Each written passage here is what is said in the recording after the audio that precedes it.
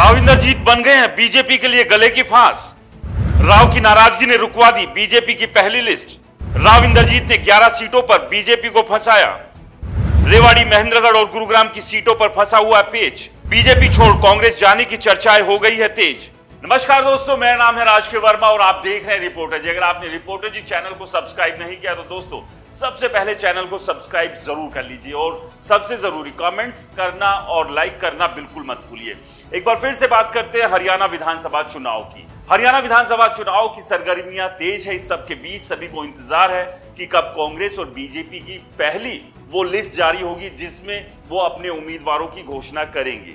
अलग अलग कयास लगाए जा रहे हैं। कहीं उम्मीद ये की जा रही है कि बीजेपी की पहली जब लिस्ट आएगी तो उसमें 50 नाम होंगे जिनकी घोषणा बीजेपी करेगी, तो कांग्रेस को लेकर भी कुछ इसी तरह की चर्चाएं हैं।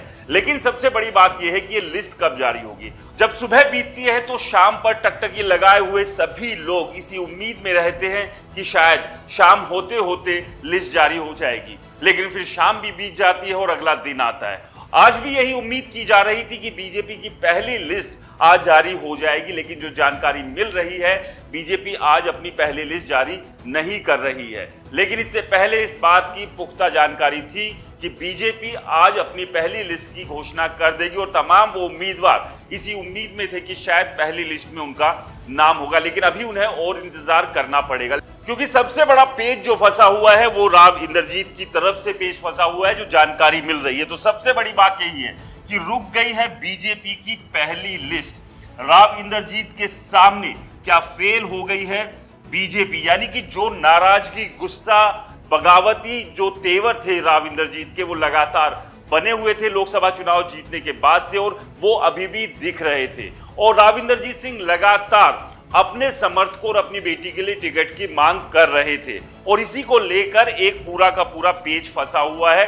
जो चिंतन मंथन है इससे आगे इसीलिए नहीं बढ़ पा रहा है कि राव साहब और बीजेपी के बीच जो सीटों की मांग को लेकर सहमति है वो ठीक से बन नहीं पा रही है। तो आखिरकार वो पेच फंसा हुआ कहां है और इस पेच को कैसे बीजेपी सुलझा पाएगी, क्योंकि अगर बीजेपी ने समय रहते इस पेच को नहीं सुलझाया तो सबसे बड़ा सवाल एक और आकर खड़ा हो जाता है कि राव इंद्रजीत सिंह क्या बीजेपी के साथ बड़ा खेल कर सकते हैं। क्योंकि अगर दक्षिण हरियाणा की बात करें तो ऐसी बहुत सारी सीटें हैं जहां पर राव इंद्रजीत सिंह का सीधा सीधा प्रभाव है और जिस तरह से हरियाणा में इस वक्त बीजेपी की स्थिति है, ऐसे में दक्षिण से ही बीजेपी को सबसे ज्यादा उम्मीदें हैं कि यहां से सीटें ज्यादा से ज्यादा अगर वो जीतती है तो हरियाणा में कुछ बेहतर स्थिति में वो पहुंच सकती है।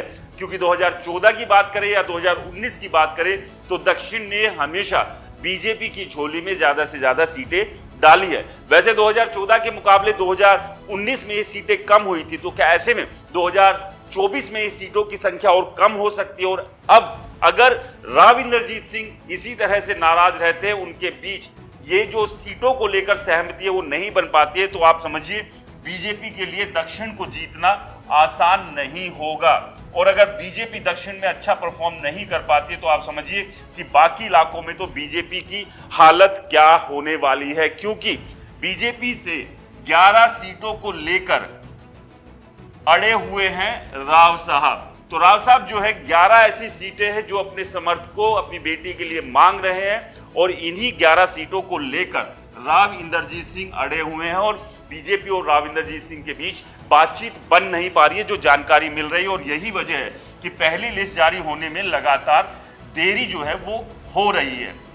लेकिन अब ये देरी कितनी और ज्यादा रहेगी, क्या ये जल्द जो है सहमति बन सकती है, ये देखना होगा। लेकिन सबसे बड़ी बात यही है कि जो दक्षिण हरियाणा की ये जो 11 सीटें हैं इसी को लेकर राव साहब और बीजेपी के बीच पेच फंसा हुआ है। अब ये पेच बीजेपी कैसे सुलझा पाएगी, क्योंकि राव साहब ने सीधे सीधे कह दिया है कि वो अपने 11 समर्थकों के लिए टिकट चाहते हैं और ये जो 11 सीटें हैं वो कहां राव इंद्रजीत सिंह अपने समर्थकों के लिए चाह रहे हैं, ये भी सबसे बड़ी बात है। तो वैसे कुछ ऐसी सीटें हैं जिसको लेकर बीजेपी और राव इंद्रजीत सिंह के बीच सहमति बन गई है, यानी कि बीजेपी और राव साहब के बीच कुछ सीटों को लेकर सहमति बन गई है।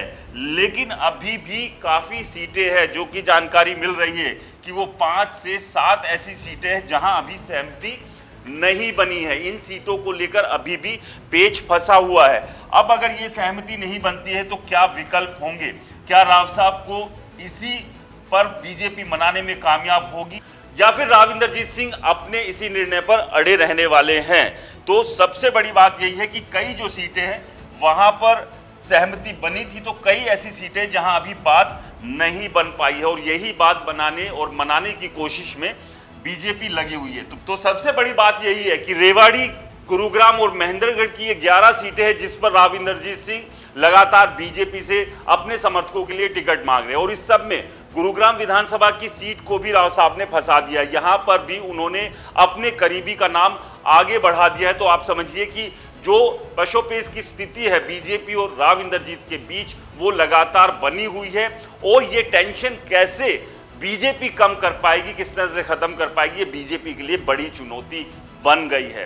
तो अब सबसे बड़ा सवाल यही है कि राव इंद्रजीत सिंह को कैसे बीजेपी राजी कर पाने में कामयाब होगी। क्या राव इंद्रजीत सिंह राजी हो पाएंगे या फिर वो जो 11 सीटों की डिमांड कर रहे हैं बीजेपी से, बीजेपी को राव इंद्रजीत सिंह की मांग के सामने झुकना पड़ेगा? आपको क्या लगता है? हमें कमेंट्स कर जरूर बताएं। रिपोर्टर जी चैनल को सब्सक्राइब नहीं किया तो दोस्तों चैनल को सब्सक्राइब करना ना भूलें।